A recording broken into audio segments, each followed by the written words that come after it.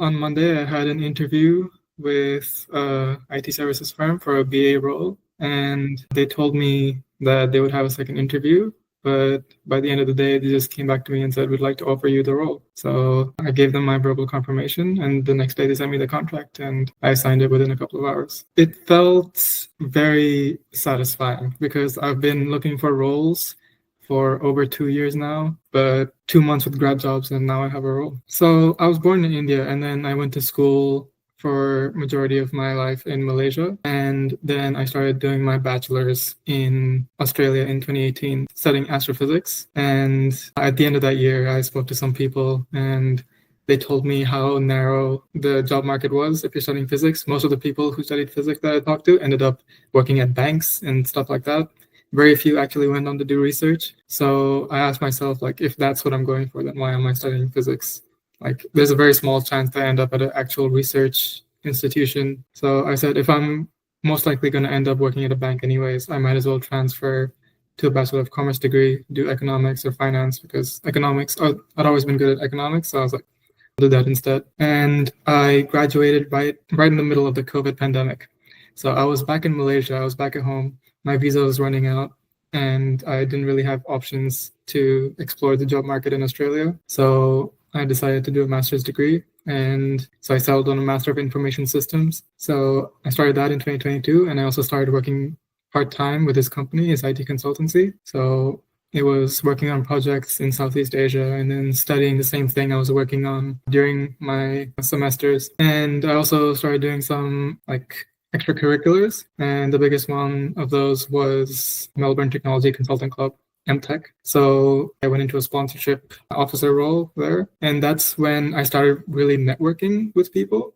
So I would constantly be in contact with people at the Big Four and other consultancies. And I was, from March up until December, I was applying to as many grad roles as I could, especially at the Big Four. I'd always get through the initial screenings, so like the psychometric testing, and I would make it up until the video interviews, but I would never get past that point. So I went to some counselors at the university, and I was like, I'm not hearing back after these video interviews. Can you help me out, see what I'm doing wrong? And they gave me some very general advice, just regarding confidence in how I speak and like using the STAR method, stuff like that. But it still didn't work. So eventually I started working full-time for the Malaysian IT consultancy once I graduated. But I knew that I wanted a role in corporate Australia because my long-term goal was to stay here and grow in this environment. So I kept applying while I was working. And this is when I first came into contact with grad jobs, because I found your profile on LinkedIn and I messaged you in, I think, February or March, saying, hey, I'm looking for grad roles. I'm a recent graduate. Can you help me out? So I got in touch with, I think it was Anchabi, and he told me the whole breakdown. And even though I really wanted to join, I couldn't really afford it. So I was like, you know what, I'll get back to you later in the year. So I started saving up. And I think it was in September or October when I really just thought to myself that I need a job now. And these the applications I'm doing by myself aren't working. So I got into contact with John, and we had another conversation. I went through my background again with him. And so he said that we know your background and we're confident that you can land a role. So I said, okay, let's do it. I want to have a job by the start of 2025. He said, okay, let's make it happen. Immediately, I got in. I watched the entire course on school, up until the networking video and creating resumes, all of that, writing cover letters. But I think when it really started turning for me was when I started doing the one-on-one sessions with mentors and going through my resume with them. When Arnav first saw it, he had a lot of concerns, and I think he rated it like a 5 to a 6. And by the start of this year, the last time Shubham saw it, he was like, okay, now this is a 9.5.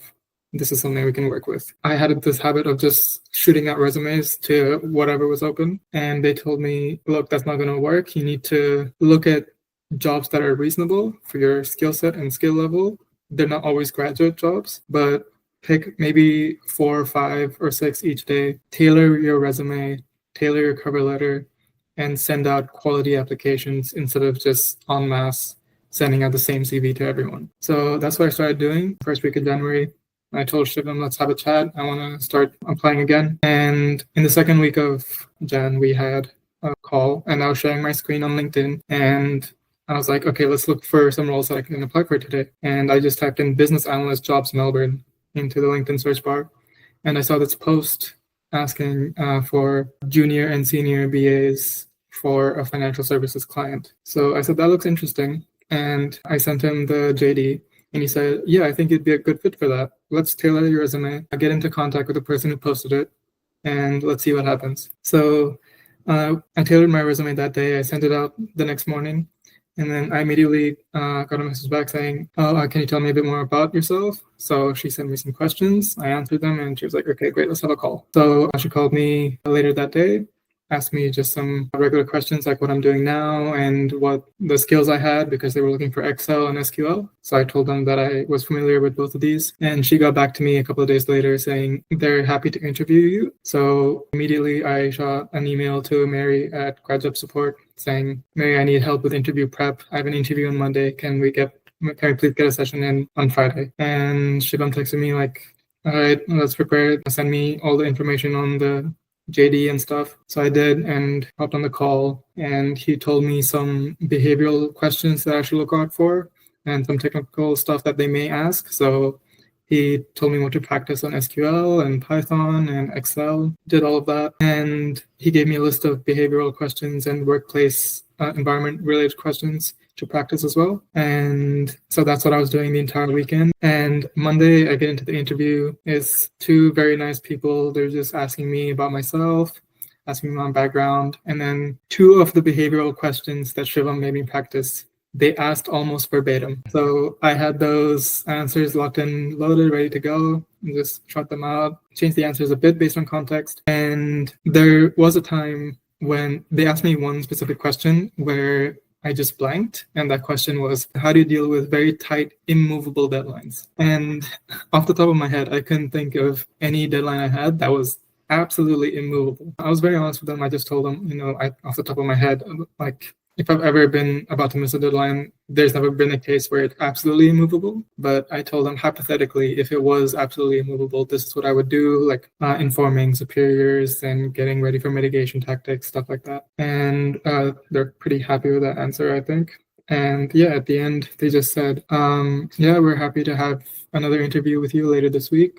We'll get back to HR and they'll get back to you with some feedback and let you know when your next interview will be. So I was very nervous the whole day. I was like, damn, I have to prepare for another interview. And then the person I originally talked to, she called me, and her first words were, hope you're having a good day.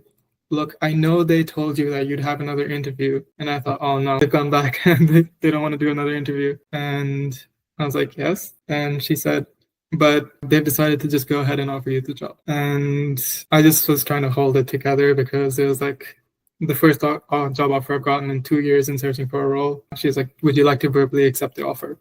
She went through like the terms that they'd given. And I said, yes, I'd like to verbally confirm accepting the role. And she said, great, I'll send you over the contract tomorrow. And yeah, I got the contract the next day. I read through it. I signed it back. And just started my onboarding process after that. There are a couple of things with those coaching calls. One was they always increased my confidence after the call because they're always like, you're definitely suited for this role. Like, I can see your experience, like you'd definitely be okay with this role. And they were always roles that were like paying much higher than I was targeting because I was like, oh, I don't have that much experience. Like, I'll go for something that's reasonable. And they changed my idea of what reasonable was. And another thing was that they really helped me look at my applications more from someone who works there, someone who would be in the hiring team. So it really helped me like approach my applications from that perspective, really showcasing that like, I know you have these requirements and I know I meet them. Obviously it's working because in the past 2 years, my like methods never got a role. And I think another thing was also networking. Whenever I was cold messaging someone, I tried to follow the templates that you have on the school like pages. So those cold communication techniques, I think, also helped like making good first impression. And Shivam was the one who really pushed me, saying, you actually have experience. I know you're not like getting through the grad roles, but I think you can like do better. And I think my first call with Arnav, he also said that just because you've graduated recently doesn't mean that you can only get grad roles. If the JD says 5 to 6 years of experience, that doesn't mean that you just go and apply for that too. But there are roles out there where they say 4 to 5 years of experience, but they'll accept 2 if you impress them enough. So he said, apply for a larger range of roles, not just grad roles, and just make it very clear that you will be able to handle it and you are willing to learn. It was a little weird because when I was applying to these graduate roles, these are huge companies with very streamlined processes, and you expect them to like get back to you more efficiently when you're starting a process, like a hiring process with them. But I never got any feedback from any of them. And this is something that I told Shivam as well, that like I feel like if I didn't have to do recorded video interviews, if I just got on the phone with someone, I feel like I would make a much better impression than I do in a video interview. And like I said, the role that I got, that was the first in-person interview I've gotten in the last 2 years. And it led to a job immediately. And this is another thing I learned from all 3 of you, Shivam and Pranav. The fresher the post is, the more likely you'll like hear back. So that was one of the reasons I pushed so hard for that post in particular, because I think it just been posted like 30 minutes before I saw it. Cold messaging the way I did, based on like what I learned from your videos, I think definitely made like that like good first impression where they would be willing to look at my resume and willing to hear me out.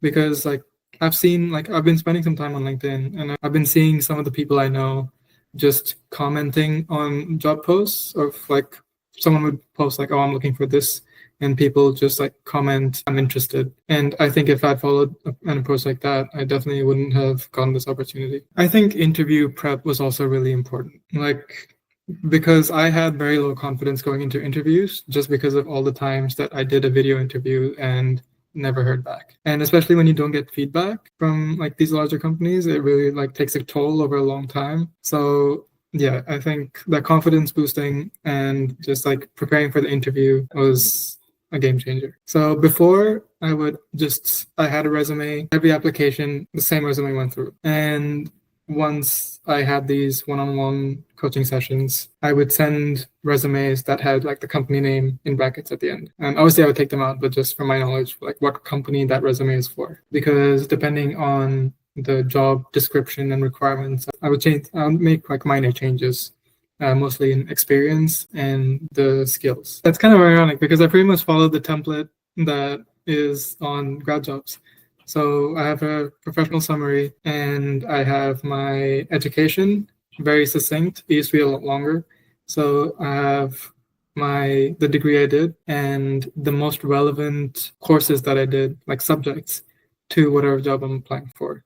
I have a paper I published on a research paper for enterprise architecture. So I added a published author, and the link is on my LinkedIn. And then we got into experience. Since I've really only worked full-time for one company, so I just had 5 dot points based on, so during the coaching calls with Arnav and Shivam, I told them about every aspect of my experience. I told them about all my projects, and I asked them, which should I add on here? Because if I add all of them, it'll be too long. Just pick 4 or 5, and they told me ERP for sure. And then they listed like some of my other projects, and they really helped me out with keywords because I feel like my resume originally was lacking in keywords. So they sent me a list of BA keywords, and they said, if you relate to any of this, add it to your resume. And that's what I did. And that I think was particularly important for the ADS screening.